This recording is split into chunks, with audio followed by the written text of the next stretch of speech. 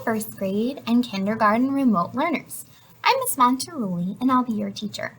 I'm so excited that you are going to be a remote learner. There's a lot of new and different elements that I'm going to share with you to help remote learning be really successful. I'm going to need your help as a partner in our education process for your kiddos. I know this was probably a really difficult choice for your family, but it's what's going to work best for your family. So I'm going to need your help in helping your first grader or kindergartner do their best in their grade level. I have a lot of different things I'm going to share with you. The first is our class schedule. I'm going to talk about our choice boards and our class meetings.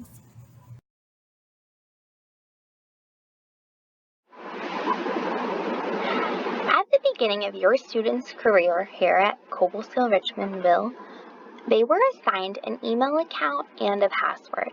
If you're borrowing a Chromebook from our school, when you open the Chromebook, you'll see a white sign-in box with Google on the top.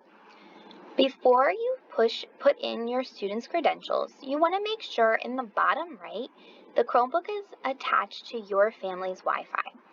If it's not on the Wi-Fi, it will come back to say your password or username is incorrect. Before you panic, double check and make sure your computer is on your family's Wi-Fi.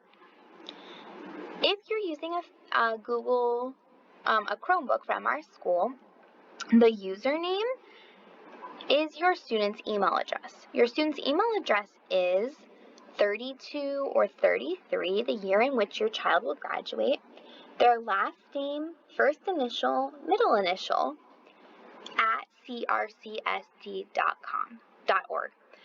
If you're using a Chromebook, the at crcsd.org has already been programmed for you, and all you need to type in is 32, your student's last name, first initial, middle initial. The at crcsd is already there for you. You can see it. When you click the blue Next button, you should be taken to their password. Your student's password is CR, not cap sensitive, and then a 6-digit number that I will provide for you or your teacher has already provided for you. Once you type that in, you should be taken to the desktop of your Chromebook. If your family is using your home computer, in order to log into your student's Gmail account, which you will need to use in order to access class meetings and different assignments that I give your student, you can just go to Google Chrome. That's the best interface to use. It supports all of our programming. So go to Google Chrome and you can choose two things. You can go straight to Gmail or you can click sign in as I am here. If your family has a Google account, you want to sign out of those accounts. We're going to use another account, and here you will have to type in at crcsd.org, just as I have. Your student's year of graduation, their last name, first initial, and middle initial. When you have this entire thing typed in, including at crcsd.org, click Next. And now you're going to type in your student's password. If you're having trouble with the password, click the I button and it will show you what you've just typed, so you can cross-check with me what you just typed in and make sure it's correct.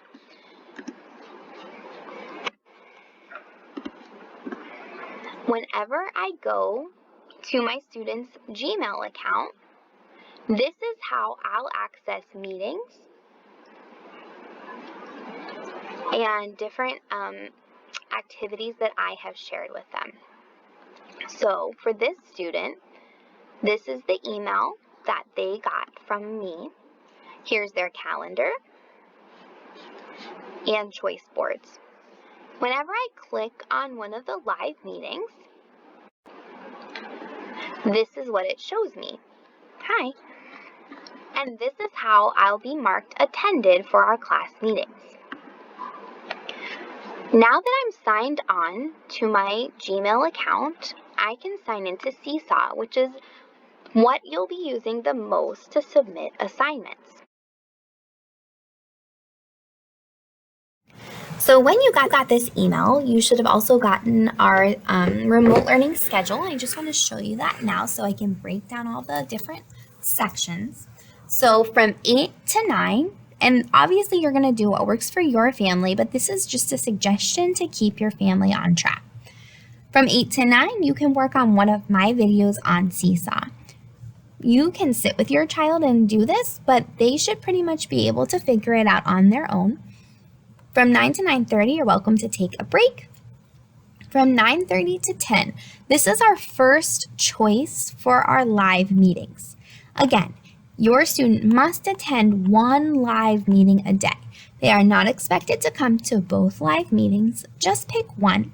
This is how I take attendance. If your student can't make one of them because of a doctor's appointment or a family situation, please email me so I can let our attendance officer know. Then from 10 to 11, you're going to continue your Seesaw videos and lessons. You may meet with me for a reading lesson, or you could take your time for lunch or recess.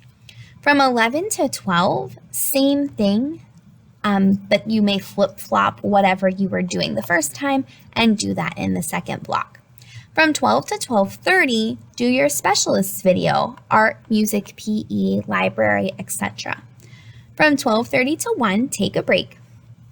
From 1 to 1:30 is our second option for our live class meeting. If you didn't make the 9:30 meeting, you must come to the 1 o'clock live meeting. These meetings are not academic based. They are team building, sharing, giving the kids a chance to socialize. Then from 1:30 to 2 is your time to work on your choice board activities.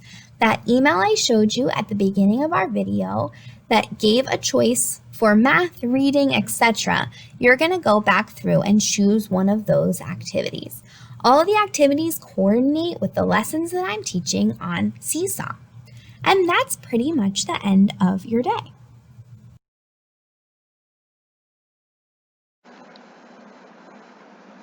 So let's practice signing into Seesaw. You should be signed in under your student's Gmail account only. Whenever I see Seesaw's homepage, I have a couple choices to click Login in the top right, or if you don't see this login option here where it says Remote Learning with Seesaw, you can click Sign Up for free. Either of those will take you to the same page. Now, I see some choices. I'm a teacher, I'm a student, or I'm a family member. You want your student to choose I'm a student. Even though it does show a section for email and password and you know your student's login information, we're only going to click Sign In with Google in the top. It looks kind of just like a label, but it's actually a button. You're going to click Sign In with Google, and then you'll be prompted to sign in using your credentials that you just typed in. Let me show you some sample activities. So whenever your student signs into Seesaw, on the left will be all the things they're responsible for. And when they're ready to add a response, they just click this green button, Add a Response, and I'm going to show you some tools in Seesaw. This is typically what our slides look like. These worksheets you should probably have already at home in your B packet.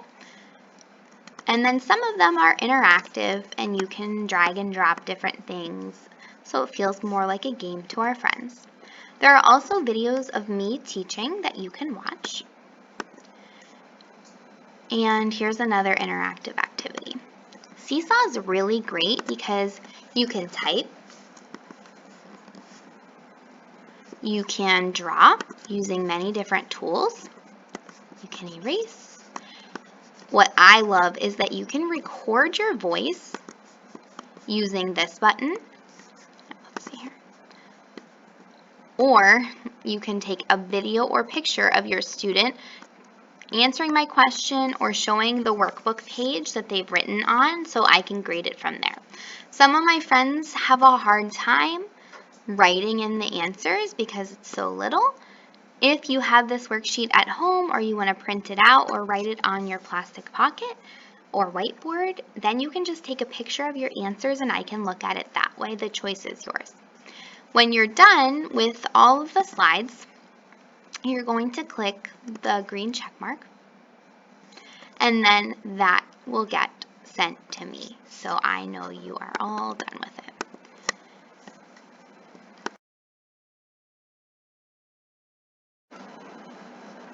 The last resource I want to show you that we'll be using is called iRead.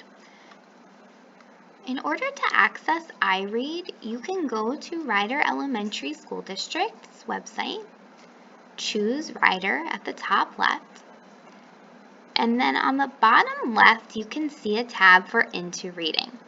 If you click that, it already has our code and everything typed in. If you just Google Into Reading, it asks you for the class code.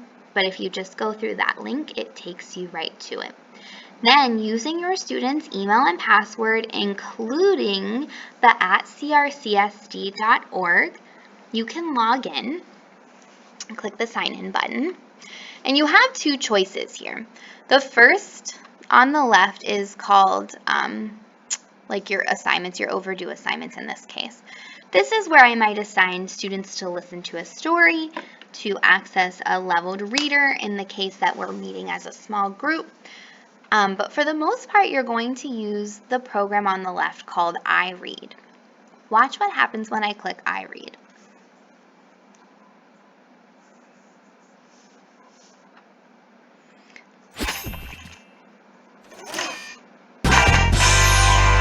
Well, hello there, Beastie. I know I speak for all of the reading staff when I say we are absolutely delighted to see you again. So this is a great program that's showing our students different phonics and reading skills, and at the same time is sending me assessments of your student's strength and weakness. Your student should be spending about 15 minutes a day using the iRead program. As you work on iRead, I'll continue to get levels for your students. So this is how you sign in to iRead, and this should be part of your students' daily routine. So that was a lot of information, and I hope it was really helpful for you to be able to listen to this. I labeled each section of our video so that you can go back and reference it if you have a question about a very specific part of the video. Please email me with any questions that you have. My email goes right to my phone and I see it pretty much right away. So if something comes up for you that you need help with, please let me know. I can't wait to get to know your student at our class meetings and see all their hard work using Seesaw.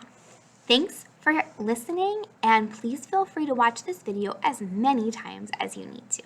Thanks, guys.